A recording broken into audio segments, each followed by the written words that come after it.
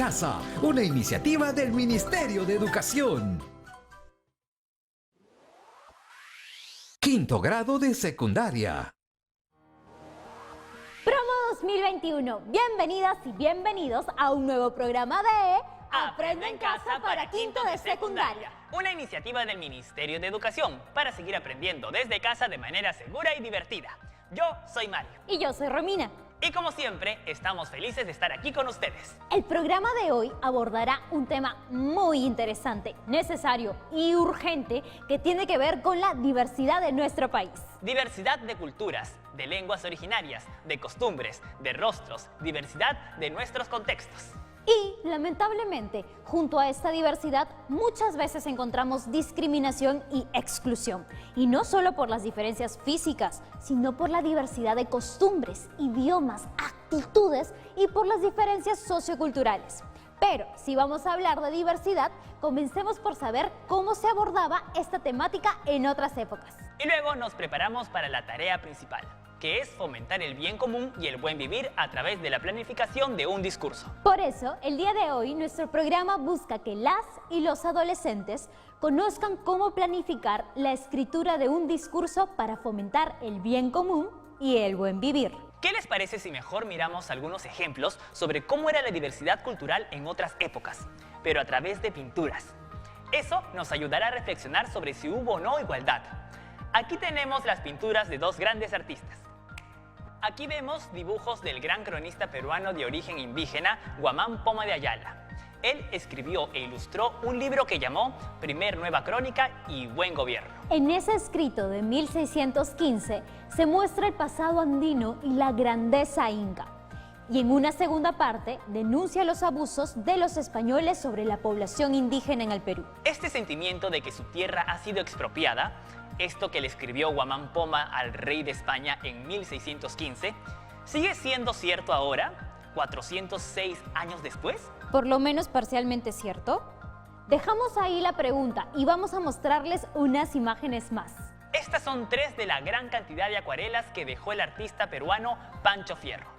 Él retrató y reflejó la vida y las costumbres de la Lima de inicios del siglo XIX, mostrándonos la diversidad de las clases sociales de ese tiempo. Fierro nació en Lima el 5 de octubre de 1809 y murió a los 70 años, también en Lima, nada menos que el 28 de julio del año 1879. Fue hijo de un blanco español y de una negra esclava, pero él nació y creció libre, porque un hijo de español no podía ser esclavo, según la costumbre de la época. Apreciamos una suerte de privilegio en esos tiempos, para hijas e hijos de españoles y esclavas. Pero volvamos a las 3 acuarelas de Pancho Fierro. Estas son 3 escenas de calle. La primera representa una procesión musical con bandera y todo, en la que participan solamente la comunidad de afrodescendientes que vivía en esclavitud en esa época. La siguiente es también una escena callejera, pero sus integrantes tienen distintos colores y tonos de piel. Es una escena del Son de los Diablos, una danza que pervive hasta hoy, un par de siglos después.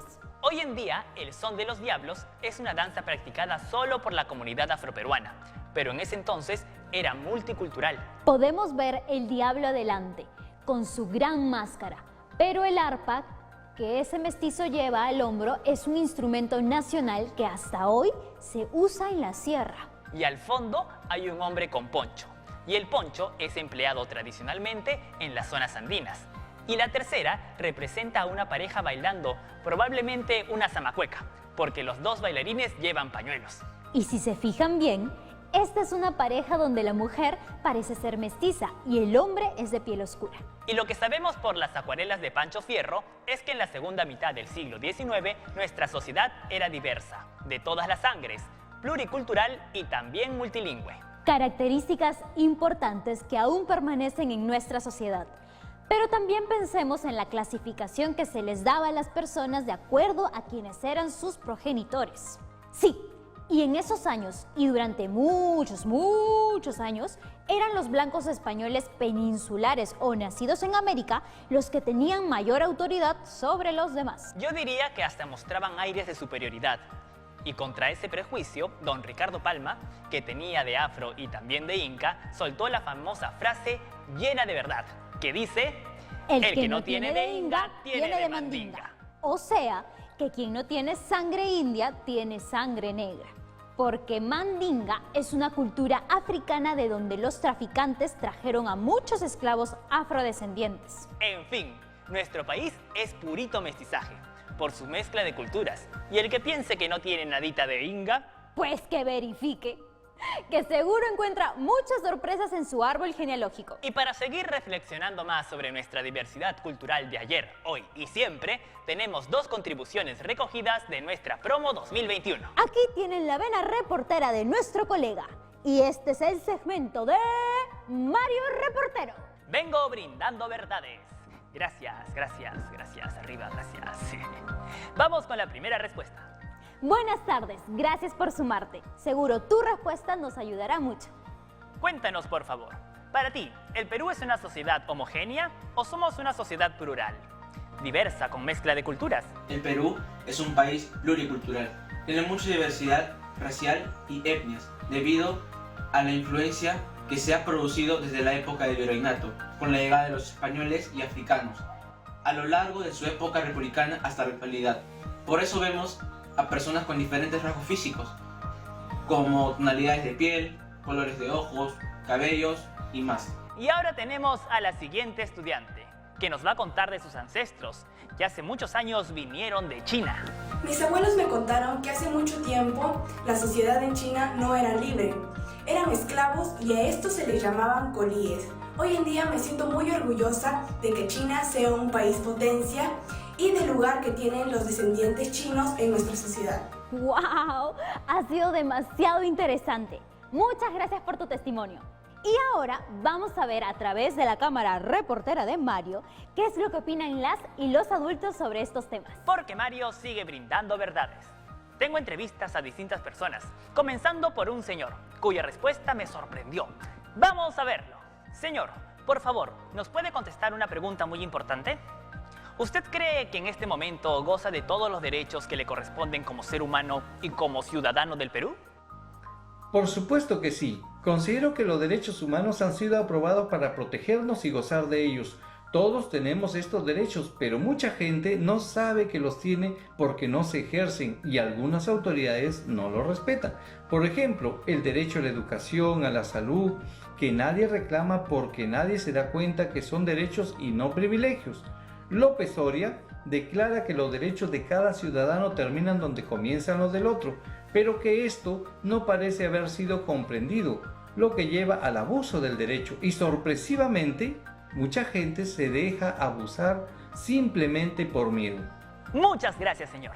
Sus opiniones son muy valiosas y nos enseñan mucho. Pues yo también he estado haciendo recorridos con esta camarita, haciéndoles una sola pregunta a varias chicas y chicos de la promo. ¡Qué bien, Romina! ¡Compártelo! La pregunta para todos fue: ¿qué quiere decir hacer el bien sin mirar a quién? Quiere decir que no mires a la cara a la persona cuando estás dando una limosna. Que tienes que hacer el bien, no solamente los que te pueden devolver el favor. Que no le debes hacer el bien a nadie solo porque te puede hacer el bien a ti.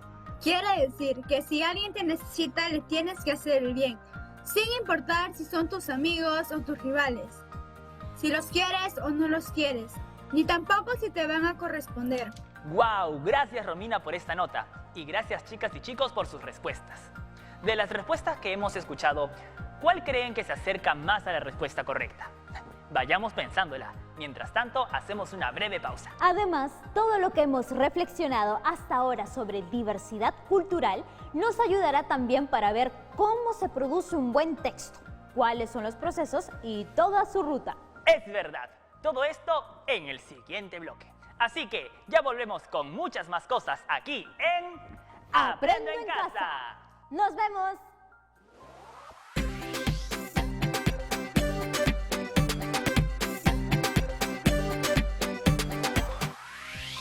Ya estamos nuevamente juntas y juntos, y esta vez acompañados de nuestro profesor. Un gusto de verlo, profesor. El gusto es mío, Romina y Mario. Y gusto de estar con ustedes, chicas y chicos de la promo 2021. Durante todo este primer bloque, hemos ido reflexionando sobre nuestra diversidad cultural y la importancia de reconocerla y valorarla para lograr el bien común. Sí, estuve muy atento a sus reflexiones a partir de los dibujos de Poma de Ayala y de las acuarelas de Pancho Fierro, así como las respuestas de sus entrevistados. Aún el camino es largo, pero no imposible para superar nuestras dificultades y construir una sociedad en armonía y respeto a la diversidad. Las preguntas que desarrollaron nos han permitido reflexionar sobre el bien común y el buen vivir, para que así la Promo 2021 pueda ir ampliando la información sobre esta temática para que logren construir su discurso argumentativo. Es verdad. Profesor, ¿y hoy qué vamos a ver?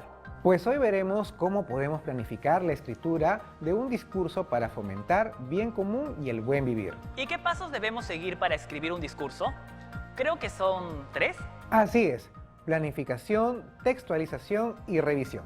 ¿Textualización no es dicho más simplemente escritura? Sí, pero es en un sentido más preciso el proceso de producción de un texto. Por ejemplo, si pones una ilustración para explicar mejor lo que estás escribiendo, esa ilustración es parte de tu texto, es decir, es algo más amplio que solo la escritura. Y por eso textualizamos y no solamente escribimos. Así es, pero vamos desde el principio con algo muy importante. Comencemos por la planificación. ¿Y por qué es importante? ¿De verdad no lo sabes? Quiero escucharlo de usted, a ver si estoy bien o mal. Entonces dime, ¿por qué crees que sea importante la planificación? Bueno, la planificación es importante, porque si no planificamos bien, vamos a textualizar algo con vacíos y repeticiones y hasta errores, y no vamos a pasar la vida corrigiendo y corrigiendo lo que escribimos. En cambio, si planificamos bien, a la hora de textualizar todo, va a fluir rápido. Muy bien, Mario y Romina. Eso es, precisamente. ¿Y qué es la textualización? Es la redacción en sí. Ir tejiendo e hilando las ideas para hacer párrafos, poniendo en su sitio las ilustraciones, los cuadros o las tablas si los hubiera. Perfecto. ¿Y para qué sirve la revisión, Mario? Creo que para ver si lo que hemos puesto cumple el propósito que teníamos y para corregir algunas cosas que podemos haber omitido o escrito incorrectamente. Muy bien, ya tenemos un esbozo de lo que son las 3 etapas. Ahora vamos a lo mismo, pero con más detalle. Comenzando por la planificación. Efectivamente. Miren, primero hay que generar ideas específicas. Desde siempre hemos tenido una idea general, pero hay que aterrizarla. Eso se logra haciéndose preguntas. ¿Cómo cuáles? ¿Cómo? ¿Qué voy a escribir? ¿Con qué intención voy a escribir? ¿Para quién voy a escribir? ¿Qué extensión o duración debe tener el escrito? Y muchas más. Pero cada una de esas preguntas puede resultar con varias respuestas, ¿no, profesor? Por supuesto, pero podemos organizarlas para darle coherencia y sentido a lo que vamos a escribir. Profesor, ¿nos comparte el dato de por dónde empezar? Hay que comenzar por el propósito que tenemos al escribir y la intención que tenemos para escribir precisamente eso. ¿Y para quién? Pues miren cuáles son las propiedades del texto. Primero, arriba, a la izquierda, viene la adecuación. O sea, adecuar lo que uno escribe para un determinado público o lector. Hay que tener en cuenta cuáles son sus intereses y necesidades. Es decir, sobre qué quieren conocer o informarse. Hay que conocer a ese público, ¿no es cierto? Ya lo creo, conocerlo muy bien. Solo así podremos definir el registro, o sea, el tono que vamos a usar. Porque una cosa es dirigirse a profesores universitarios y otra distinta dirigirse a estudiantes de primaria. Y ojo, que estoy pensando en formas distintas de expresar el mismo tema. Usando la actitud apropiada y el lenguaje apropiado. Precisamente. Pero volviendo a nuestro cuadrito, luego viene la coherencia. Vale decir que debemos cuidar mucho que ese tema que vamos a tocar esté bien delimitado. Porque si no, podemos comenzar a divagar, ¿no, profesor? Lo peor es salirnos del tema, porque nuestro público pierde de vista para qué nos está leyendo. Eso es grave. Muy grave. Y para que eso no pase, cuidamos que todas las ideas principales giren en torno al tema principal. Eso es difícil, pero se aprende. Muy cierto. Y también tenemos muy en cuenta la estructura de nuestro texto, porque en cada parte hay ciertos argumentos que vamos a desarrollar. Y luego viene... la cohesión, ¿no? Sí. Y la cohesión responde a cómo voy a escribir. Genial. Y lo más divertido. Es de vida o muerte. ¿Interesas o aburres? No hay otra. Profesor, ¿qué hacer para no aburrir al lector? Hay que lograr que el lector siga leyendo de comienzo a fin. Y para eso hay que usar los conectores correctos. Que una idea siga la otra. Los referentes deben estar claros y los marcadores textuales deben dar sentido y secuencia a las ideas que se van expresando. Y no olvidemos la ortografía. Es un criterio importante porque define claramente lo que queremos decir. Y está presente en todo el proceso de la producción del discurso. Pero miren lo que viene ahora, chicos de la promo. Aquí tenemos completo el proceso de planificación de un texto. Ajá. Comenzamos por identificar la situación comunicativa. Es decir, ¿por qué escribimos nuestro discurso argumentativo? O sea, un discurso que plantea argumentos que quiere convencer. Precisamente, esto implica comprender el por qué y el para qué escribimos lo que escribimos y cuál es la necesidad de comunicárselo a una o más personas. O más bien, ¿para qué comunicarle esto? Exacto. Ahora bien, ¿qué queremos lograr con nuestro discurso argumentativo? Ese es nuestro propósito, el cual es convencer, me imagino. Luego tenemos que pensar en el público lector. ¿A quién nos estamos dirigiendo? Adultos o adolescentes, mujeres u hombres, estudiantes o profesionales y así por el estilo. Así es. Luego identificamos la estructura del texto para saber cómo es la forma de nuestro discurso argumentativo. Que me imagino que es una estructura distinta a la de otros textos. Imaginas bien. Y por último, debemos cumplir con las propiedades que debe tener cualquier texto: coherencia, cohesión y adecuación. Y ahora, amigos de la promo, vamos a pasar lo más importante: la estructura del discurso argumentativo. Interesante. Ya lo creo. ¿Pero qué vamos a argumentar? Tú dime. Argumenten algo imposible de argumentar para que sirva como ejemplo. Ya sé. Vamos a argumentar que la Tierra es plana. Buena tesis. Y comencemos por el título. Demostrando que la Tierra es plana. Buen título. Expresa la temática y el propósito del discurso. Y vamos a la introducción, donde se indica el para qué del discurso, a qué se debe el discurso, cómo impacta en la sociedad y la temática que se aborda. Yo diría que vamos a demostrar que la Tierra es plana. Ahí están la temática y el propósito. Porque ya demasiada gente se ha creído un imposible por demasiado tiempo. Y a eso se debe que estés dando este argumento. Quieres informar la verdad. Ya es tiempo de corregir esta leyenda de que la Tierra es redonda, que ha tenido a los seres humanos engañados durante siglos. Ahí tienes el propósito: corregir la leyenda y el impacto en la sociedad, que los humanos están engañados. Pasemos a la tesis, o sea, a la idea central. La opinión o punto de vista del autor en relación a una situación. Romina, ayuda. Pues que la Tierra es plana es un secreto guardado por un buen grupo de conocedores. Pero hemos decidido revelarlo porque ya son demasiados siglos de creer lo contrario y ya es hora de echarla a la luz. El terrarredondismo debe terminar. Chicos, su tesis tiene que ser comprobada. Debe tener lógica y estar supeditada a razones o argumentos. Pues, ¿qué más comprobación que subirse al edificio más alto, mirar hacia el mar y ver cómo no se nota ninguna curva? ¿Pide usted lógica, profesor? Pues, ¿qué más lógica que la de sus 5 sentidos que le están diciendo que la Tierra es plana? Razones y argumentos no hacen falta cuando la verdad está totalmente a la vista. Interesante posición.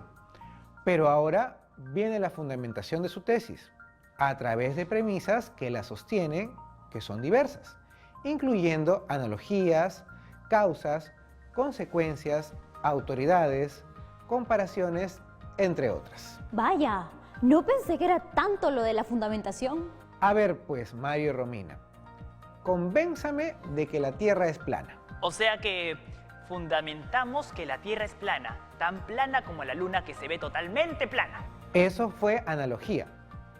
Toca causas. Pues que Dios no querría hacerles problemas a los seres humanos con una tierra en la que no se puede caminar bien porque es redonda. Esas fueron las causas de que la Tierra sea plana. Toca consecuencias. ¿Qué pasaría si la tierra fuera redonda? Y hasta dicen que gira todo el tiempo, y las consecuencias de eso sería que todo lo que está sobre la tierra saldría volando hacia el vacío. Muy bien. ¿Pueden pensar en autoridades y comparaciones? ¿Autoridades? Por supuesto. En ninguna parte de la Biblia dice que la Tierra es esférica.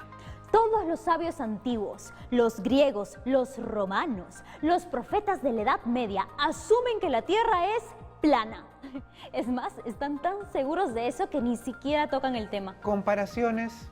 Pues decir que la Tierra no es plana, sino esférica, es como decir que el Sol enfría y la Luna calienta. Y ahora viene lo fácil. En cuanto a que la Tierra es plana. La contraargumentación. O sea, tenemos que argumentar que la Tierra es redonda. Precisamente. Y esto es importante porque permite darle solidez a la tesis de que la Tierra es plana. Pero se presenta el contraargumento para luego refutarlo, me imagino. Así es, pero sin hacer trampa. Los contraargumentos deben ser sólidos, totalmente convincentes. Está bien, pues yo diría que mucha gente cree que ha sido demostrado en la práctica que la Tierra es redonda. Lo han hecho de diversas maneras, incluso han sacado fotos de la Tierra que la muestra, según dicen, esférica. Es un argumento convincente, pero solo para quienes no conocen la verdad. Porque esas fotos, esos viajes a la Luna, todo eso ha sido solo para convencernos de una cosa. Que la Tierra es esférica. Pero no contaban con que los seres humanos tenemos ojos. Y cuando nos subimos a una torre junto al mar, vemos que el mar se extiende hasta su límite y que es plano, plano, planito, plano. ¿Conclusiones? Que la Tierra es 100% plana. Y si me lo permite, profesor, pedirle a nuestro público que no se deje engañar. Que confíe en sus ojos. Que mire hacia el mar y confirme que la Tierra no es una esfera, sino más bien una superficie plana. Es plana. Es plana. Muy bien, Romina y Mario. Gracias, profesor. Ojo, promo 2021. Este solo ha sido un ejemplo. No vayamos a pensar que la Tierra es realmente plana, por favor. Y ahora un repasito con un par de datos nuevos. Quiero recomendarles que, para crear un discurso argumentativo, busquen y seleccionen información de fuentes confiables en la web y de bibliotecas especializadas. ¿Qué sigue, Romina? Que hay que tener claridad sobre cada elemento de la estructura del discurso. Y también hay que tener presente que este discurso debe ser persuasivo.